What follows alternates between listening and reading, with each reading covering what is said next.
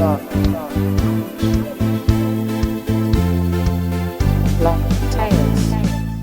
and welcome to the second episode of BLOCKTALES. We are really happy to have Alexandra today with us. So my name is Sarah Gottwald and I'm the Managing Director of Blockchain Founders Group. And I'm Katharina and I'm the founder of Luna Vision. And with us, Alexandra, may you introduce yourself? Yeah, of course. So thank you so much for having me today. I'm really excited to be part of the second episode of BLOCKTALES. And my name is Alexandra, yes, Overgaag, very Dutch last name. I'm based in Italy and I'm the founder of Thrilled Labs, startup in the Web3 ecosystem space. Thanks for the short intro. Yes, maybe let's get started with our super quick questions. Of course. So, how do you explain your everyday life in Web3 to your grandma? Yeah, that's a really good question. And by the way, in terms of introducing myself shortly, I mean, this whole episode will speak so much. So, of course, I hope that we will, speak about lots of other things as well, because, of course, we are all different personalities and we do lots of different things. But yeah, in terms of how you explain Web3 in a simple way, actually, I did that a couple of days ago. I was calling with my sister in the Netherlands. I have two half sisters, and they're a bit younger than I am, actually, quite a bit, because I'm getting a bit older by now. The eldest one is like 16 or 17. And I tried to explain her a little bit about what I was doing. So instead of getting immediately too technical, an approach that I also wouldn't recommend, doing with your grandma, I just taught her a little bit about the importance of technology for human evolution and for the development of society, right? So how in the really early days, I don't know, the wheel or the invention of fire, which can also be considered a technology depending on the time, of course, all these like little evolutions, like the industrial revolution, etc., are all impacting how humanity and how individuals evolve in life, like how it impacts our lives and even our life expectancies, etc., and even the world around us. So going from that way, I always try to explain a little bit more about the opportunities that technology brings for humanity. And then slowly blending in a little bit, I try to highlight a little bit some of the challenges that humanity faces today, right? In terms of inequality, in terms of rigid political systems, in terms of sometimes humans that are, of course, inherently, I think, good, but some are not, and how they sometimes grab our institutions or put us at war. And then I'm trying to explain, like, if we have a technology that can actually automate lots of things that is in a certain way predefined, we can fix some of the problems of today, hopefully. And then also we have new opportunities as well, because of course, a lot of the things that Web3 will bring us, we don't even know yet. So in that way, I always try to connect it a little bit to opportunity and challenges and just speak about it, but not really too much in depth. So that's kind of like my approach usually. Yeah. That's really nice. Oh, I'm so sorry. That's so nice. And is your grandma kind of lost? And does she like the technology, how everything evolves? Or is she unsure about what happens? Well, in this regard, I do have to say again that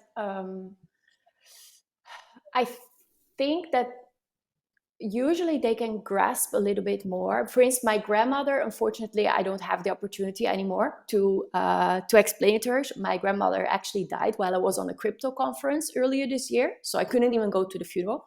But apart from that, yeah, that those things happen, right? And it was exactly on a crypto conference, so that was kind of dramatic too. But again, if I think about my sister or my mother, I think that they understand it pretty well. And I mean, maybe I even don't understand everything of it, especially the technology, the whole tech part and how everything, the infrastructure is intertwined and actually set up. So I think it's quite easy to get a grasp of what Web3 is as a social ideological construct without getting too much in detail. I don't know if you see it also that way, or if you always look at it from a more technological perspective or also of a more sociological perspective or economical, but yeah, I'm a political scientist and lawyer by education, so I tend to have this type of approach really to things. Despite being a lawyer, you also worked in cybersecurity, right? We talked about this in another occasion.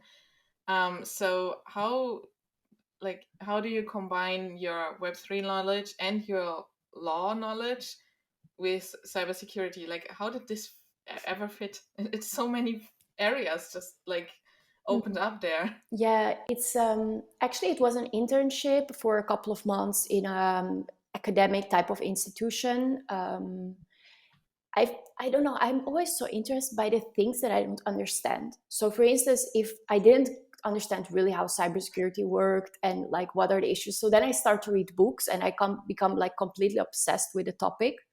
I did the same thing actually with artificial intelligence that I wrote my master thesis on.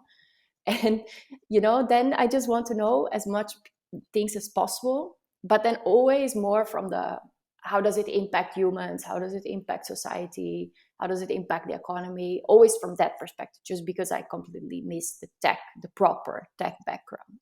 So, and that's actually the same with blockchain. I just became obsessed and wanted to know more, and then slowly, yeah, dived into it even more deep. Yeah, that's how it goes. I don't know.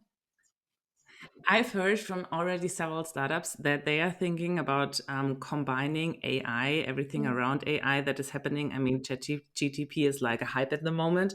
And I've heard that they are thinking about combining AI and blockchain. Do you have any thoughts on that topic?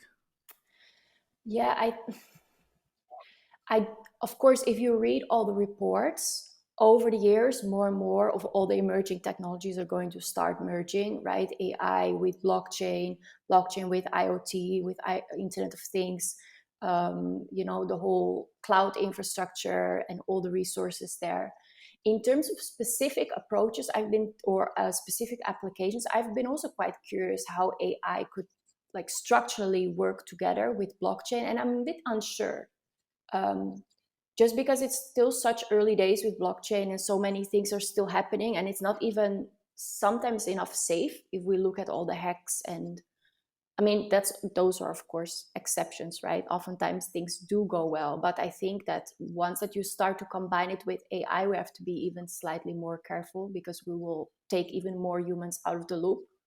So to an extent that can be good because Absolutely. oftentimes the errors that we find in like code are usually also human uh, made errors, right? So then in theory it could be also a good thing if you automate things even further with AI.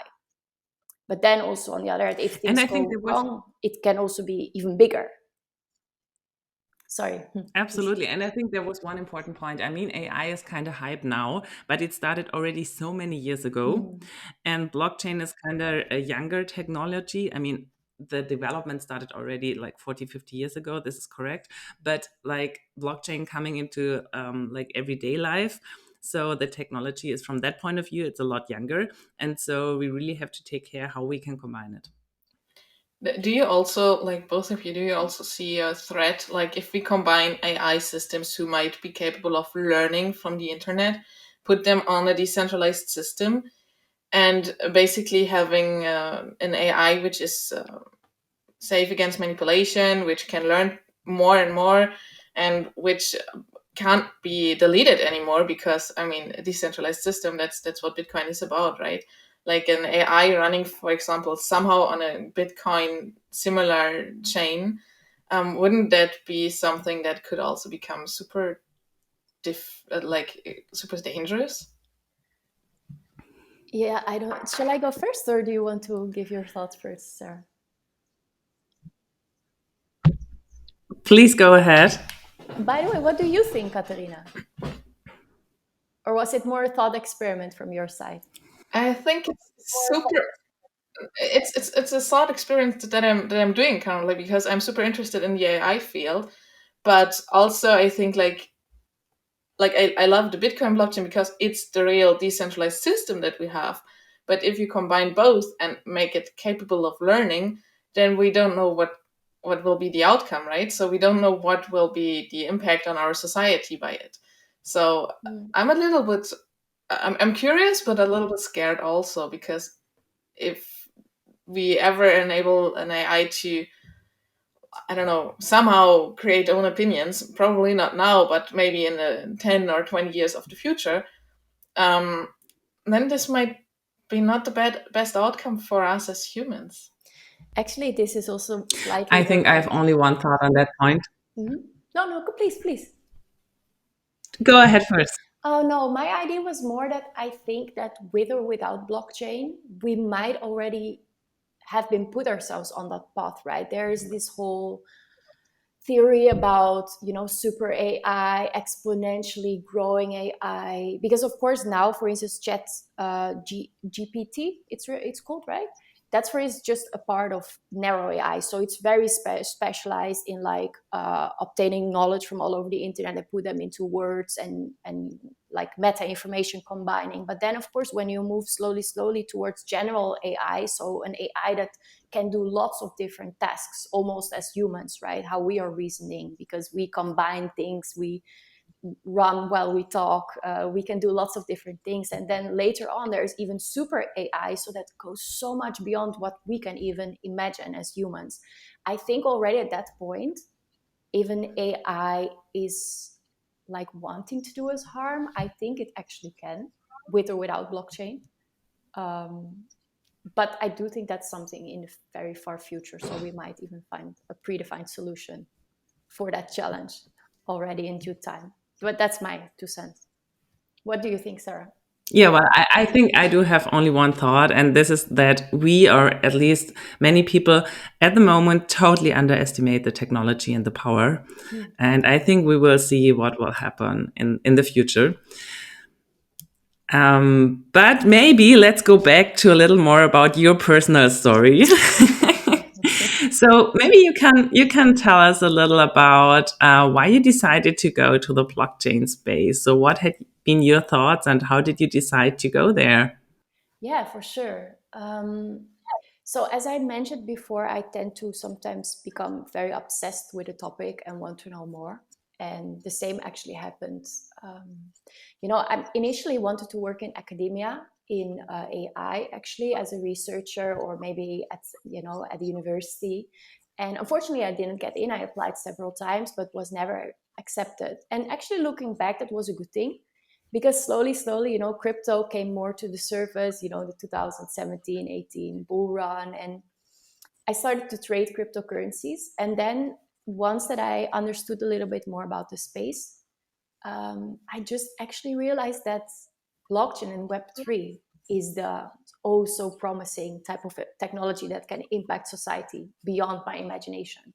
So from wanting to work in AI because I thought it could really change stuff for us, and I wanted to contribute to that, I actually thought, no, it's blockchain and Web3 even more. And it potentially fits me even a bit better, as I'm not like a data scientist or anything. So yeah, I started to do some courses, get involved with some with DLT Talents program as run by the Frankfurt School Blockchain Center. And then slowly, yeah, I found a job in Web3. I was approached by a company if I wanted to join them, and without really knowing what I was getting myself into, I just took the dive. That happened. Yeah, went easy like that, really. How was that for yourselves? That like was it your, I don't know, interest in Web3 already something that started years ago or more recently? Long story, perhaps, for both of you. Yeah, I think for me it was like I started reading and listening a little back in 2017, but there was nobody to talk with. So I started reading more in 2020. And for me, it was always, I'm always interested in financial things. And this was like a new financial product. And this was the main reason why I was really curious about it. And so I started reading, and then I really realized that the technology is amazing, and that there are many possibilities coming up with this technology. And then it was like, okay, I really have to understand it better. And so, yeah, I started going down the rabbit hole. Yeah, for me, it was also back in early 2018, late 2017, when I first read the Bitcoin white paper, and then entered like a research position in university while I was still studying and was researching blockchain technology, basically. and was preparing lessons for students about it. So this was a really Kickstarter to learn myself, because explaining something to someone else makes you understand it on a deeper level, in my opinion. Yeah. Yeah, and then I eventually entered the startup space, and was working with different startups, helping them building their business cases. Eventually realizing that everyone have the same needs in terms of marketing, and also similar challenges. And this was when I decided I want to get in this field, and I want to found a company that helping um, these companies that are already in the Web3 space to spread the word and to foster crypto adoption. And that's basically why I love what I do, because it's a way to foster crypto adoption by taking people's fear away of not only one product, but several in several different areas. Yeah, that makes sense. That resonates. So should we? I thought that might be interesting. Is always like, what did you experience as a woman? So, do you have any stories to tell us as your role, or like as working in the crypto space as a woman? Ah, yes. Okay, that's always like a really good question. I do think that it's important to highlight that when I found this job in crypto in Web3, like infrastructure company, I found it without really knowing much people like physically. I mean, I'm based in Italy in the Tuscan hills, and I literally don't really know anyone who is, or at that time that was close to here. So I onboarded the sector like literally from my desk and my computer, right? And so I guess that if you go to more events and you have more, let's say, social life around crypto, that it's, you notice a little bit more that you're one of the few women, because if you are going to an event and there are like 90% guys, you notice that. Well, me from my computer in cyberspace, I don't always notice that, because there are women out there like globally. But what it was really interesting is that I actually went to like the location where my previous job was located. These guys were working together in one house in Portugal, building this blockchain infrastructure. And I actually flew in to meet them earlier this year. And it was almost only guys, like 10 or something, and one other girl. Um, and there I did notice that indeed it's really a male dominated space, but that's not a bad thing. I actually had really a great time, but you did see that there were certain differences, right? These guys were mostly busy with coding and sitting at their computer, and then there's me like not being a coder, etc. So in that regard, I do think that that's not necessarily like um, you know um, a sex oriented in the sense of gender oriented job. I mean, there's lots of women that are coders, but at that point, I did notice that I was a little bit different, just because I had a little bit of a different background and a different gender as well. For the rest, in terms of the space, I actually feel really comfortable here. I like working with men. Of course, it's great if we can empower more women. That's, I guess, that we are all like kind of like part of the DLT women enabling program as well, right? Um, but in terms Yes. of really specific struggles, no. I mean, I think it will just take time, or it will not even happen that more women are onboarding. What do you think? Do you think it's a question of time that there are more women, or do you think it might be predetermined to be a male-dominated sector?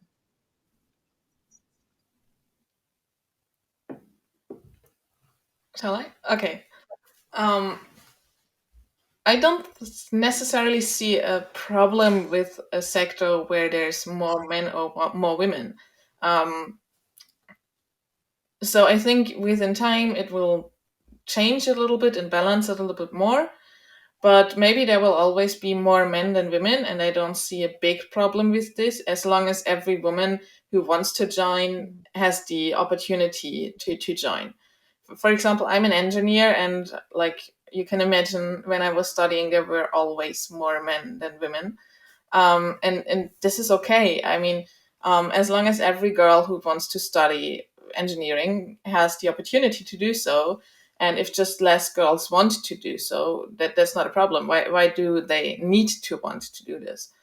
So that's my take on this. I think we're gonna get more balanced, but not necessarily need to like get all the women in there if they are just not interested in it. I think this is quite similar with being a founder. So you're founding alone, so basically you're kind of a solopreneur, right? Somehow like me too. So I do have more men around me who also founded a company, and for me this is not necessarily a problem. Do you see this in a different way, or what's your experience also with founding a company alone? Yeah, I do think that's, but we have to, I think when I say that maybe men are more risk taking, I mean, you always have to be careful to make this kind of general, statements and stuff like that. But I do think that perhaps certain types of profession appeal more to certain people, not because of their gender, but just because how they are wired. Because, for instance, what made me just come up in my mind is that my mother, for instance, she was working in the 80s on the Amsterdam Stock Exchange, and there were like 400 men there and like 2 women, including herself. So I guess that even like in the past, there were certain professions or kind of that attracted maybe more men and less women, and maybe blockchain is one of those as well, or at least Web3. In terms of entrepreneurship, yes. I guess I don't see it necessarily as a problem that I don't have or don't know so many other women that are also running their business by themselves. I mean, if I look online on LinkedIn, I see lots of really great companies. Indeed, what you're doing with Luna Vision, then there's others like Equalaunch, for instance, like Maria is doing a wonderful job. So I think if you maybe have friends to an extent, or at least other women that you can speak with and learn from, yeah, that would be great, and that's really lovely. And also, actually, like women working in other industries can just be helpful in terms of your approach and attitude, and also even guys. I would say, I mean, I know lots of guys who are running companies, and not always in Web3, also restaurants or bars, and even from those people you can learn a lot. It just depends on whether you're open to engage, I guess. Sarah is like maybe agreeing or not.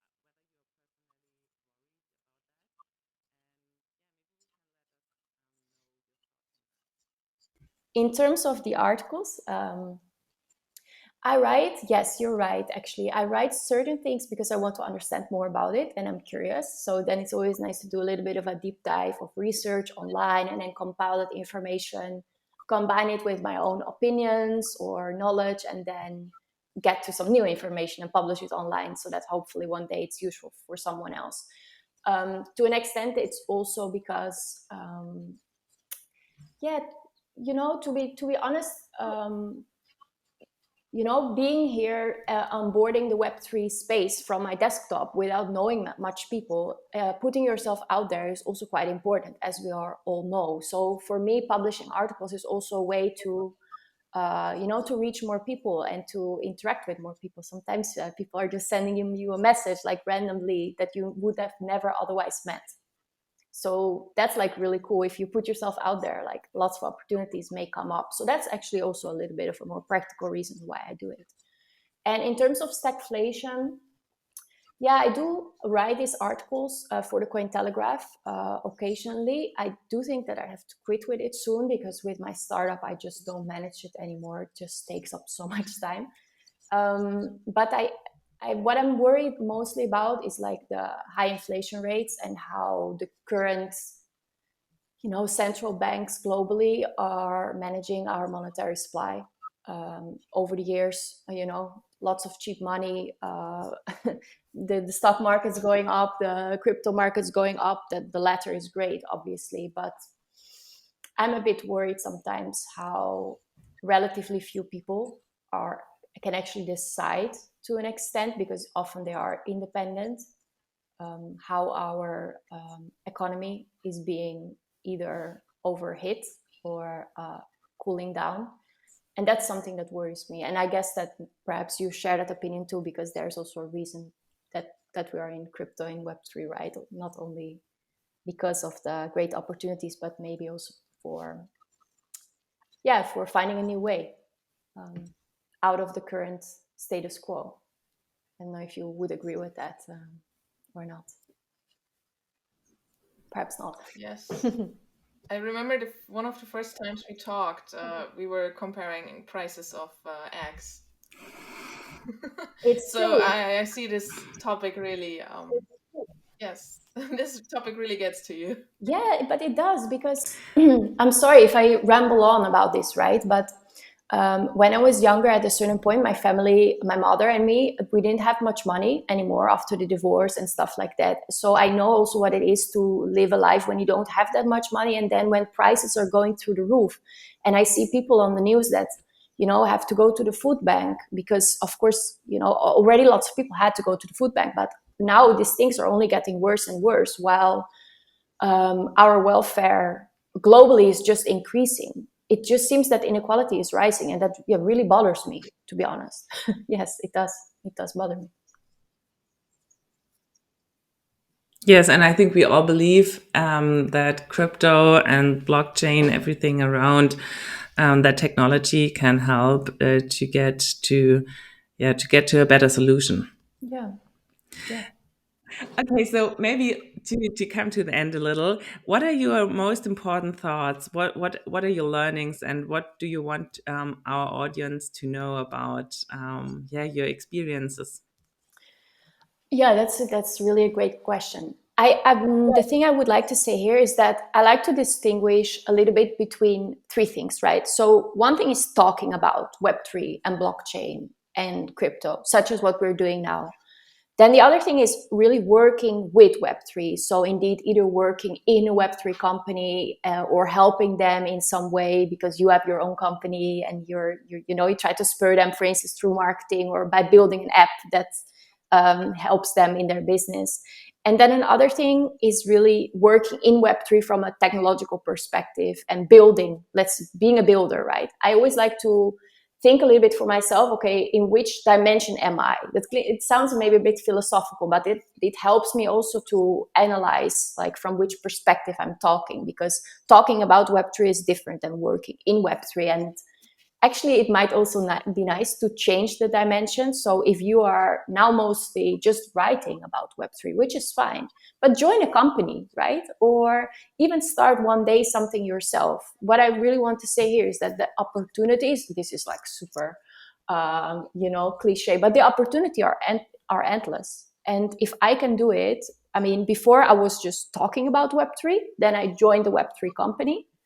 And now I'm building something myself a little bit as a non-technologist. So what I really would like to say in terms of lessons is that almost anything is possible.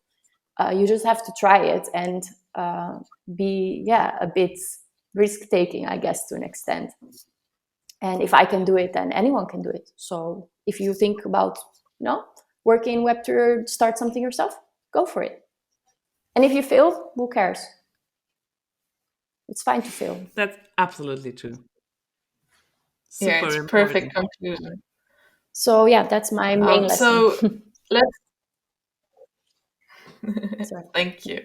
Let's conclude with our two last questions that we would like you to quickly answer and tell us about a topic that you would love to know more about, but you don't know more about yet. And why don't you know more about it yet? Yeah. Okay, to put it really simply, again, it's coding. It's not really a topic, maybe it's more skill, but it really bothers me that I can't code. And why I'm not doing it is because I think I actually suck in it. I tried it a couple of times and I just don't understand it. Like my brain is wired for concepts, as you can notice from this talk, right? For thinking about politics, about laws, and how you can bend them in a certain way. Think about, I don't know, running a business or philosophical questions. Coding is just, I would love to do it, but I don't think I'm literally capable of it. So that is, the main one here. And it's a shame because it would Thank be you so great. much for being honest regarding that. And I think it's totally fine. Not everybody needs to know everything. So our last question is like, tell us your favorite crypto story in 30 seconds. Once upon a time. Oh, okay. Let me think. Okay, so in 30 seconds, so we have to be really fast. In 2017-18, I started to trade cryptocurrencies, right? And I started to become really obsessed. I was bringing my laptop everywhere, like to the bathroom, to the kitchen while I was cooking, just to keep an eye on the prices constantly, and then hit sell if I could take some profit somewhere. And I was doing the same. I was working in a bar also in like a couple of years ago. And I was sitting there every night, like, having some food, etc., studying, keeping an eye on the laptop. And at a certain point, I really started to get pain in my shoulder, the thing that happens when you're sitting a lot at the computer. But then one of those nights, I was also working in the bar and I had to pour a Negroni. So what you do is you pour first the gin and then you take other two bottles and because I was working as a bartender since a really young age, right, to pay for my university. And this story is getting slightly too long, but I'll come to the point. So I was pouring this, but because I had the pain in my arm, because you really have to do like that, my shoulder dislocated behind the bar while I was pouring this. So it was like out of it, and I passed out literally behind the bar, and they had to pick me up with an ambulance and bring me to the hospital to put my shoulder back. Moral of the story, it's great to look at the charts, but however, take care of your health, right? That's like kind of the moral of the story. Kind of awkward, but That's really amazing. was a bit painful. That's it. Thank you so much, Alexandra, for being with us. Of course, thank you. I think we had an amazing episode with you. And we're looking forward to the next episode and wishing everyone out there a nice evening. Bye. Thanks so much.